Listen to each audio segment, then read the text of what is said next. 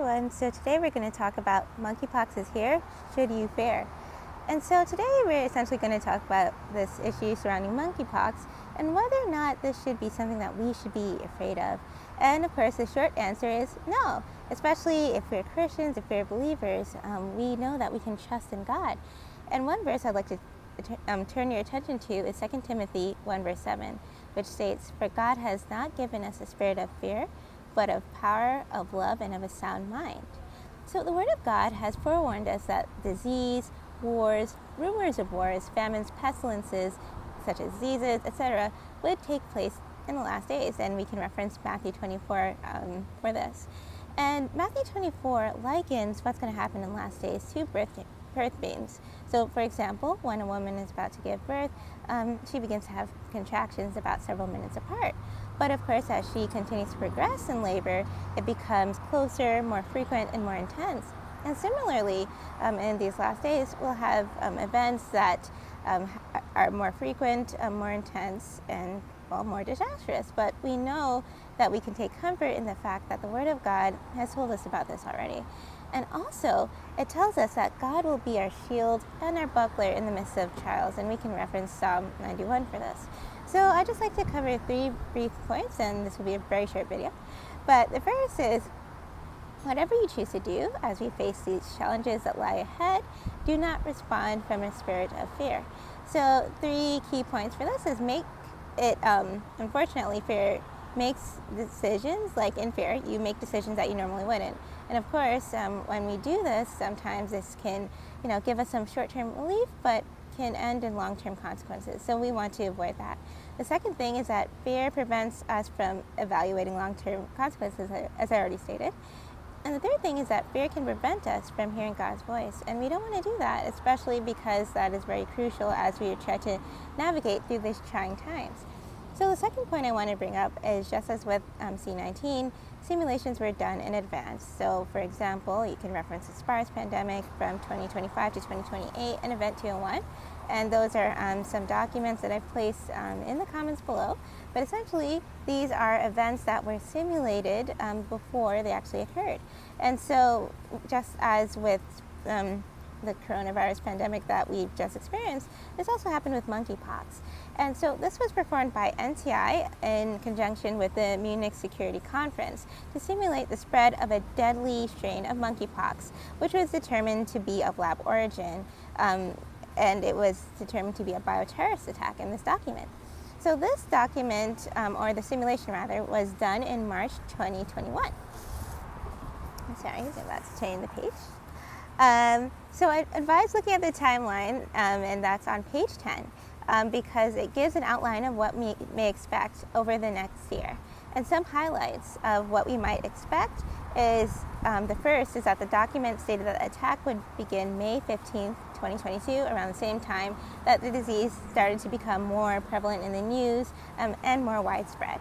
The second point you want to keep in mind is that monkeypox was said to be engineered to be vaccine resistant by January 2023.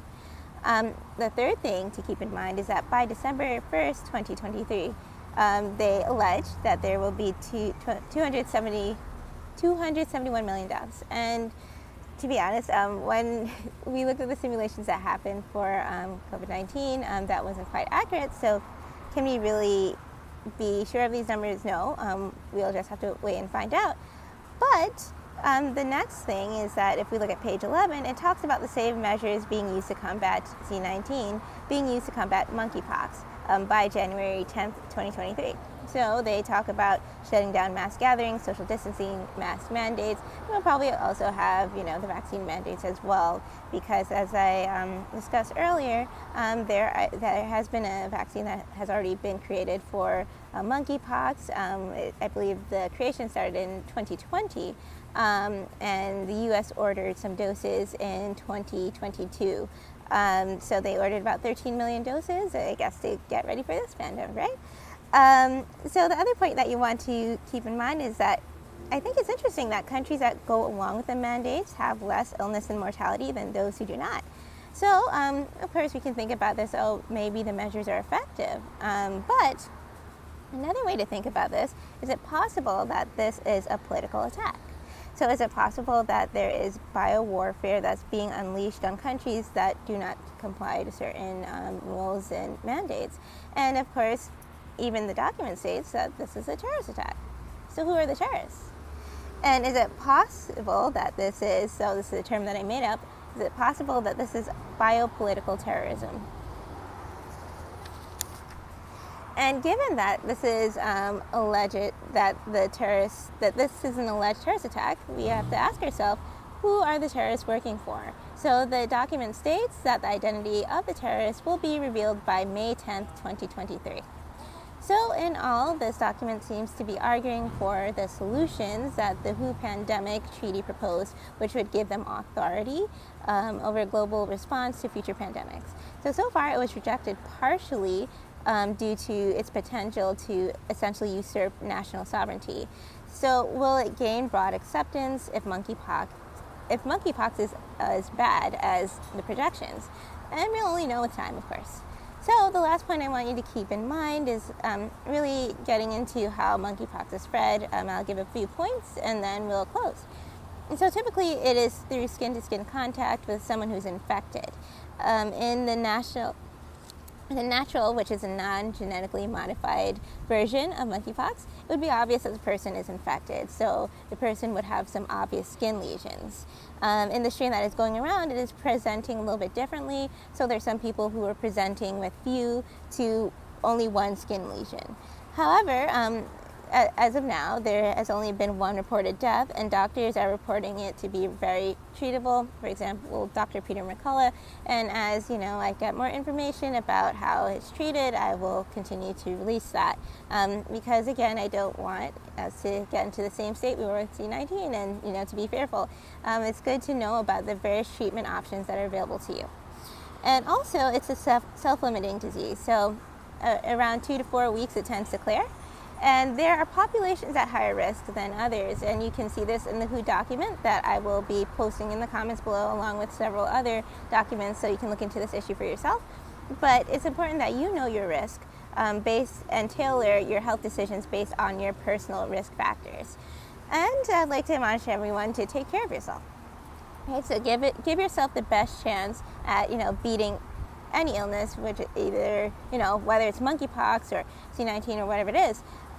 Give yourself the best chance of beating these illnesses by taking inventory of your health habits and pledging to yourself to improve your habits. For example, looking at your diet, exercise, sleep, what are you drinking? Are these things really conducive to health? And if not, how can you make improvements so you can improve your health? Another thing that I'd recommend is to stock up on supplies. For example, healthy foods, medicine, seeds, feminine hygiene products for ladies, fuel, etc. Because the document does project that there will be more supply chain issues, which will cause more disruptions in January 2023. And also, the last thing I want to say is trust God, because there's only so much that you can do.